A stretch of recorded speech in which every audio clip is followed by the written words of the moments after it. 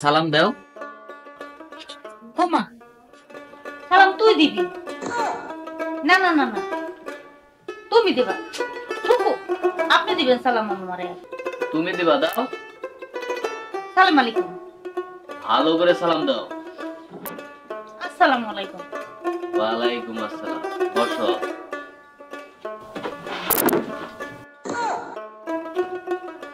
এইবার বলো, এই লাঠি দুইটা কেন আনছো? ওমা, সারদি বোকা, বুদ্ধি নাই। একটা লাঠি হইল আপনি, আর একটা? আর একটা এই শক্ত লাঠিটা আমার। তোমার আবার লাঠি কিসের? ওমা, সারদি বুঝেই নাই।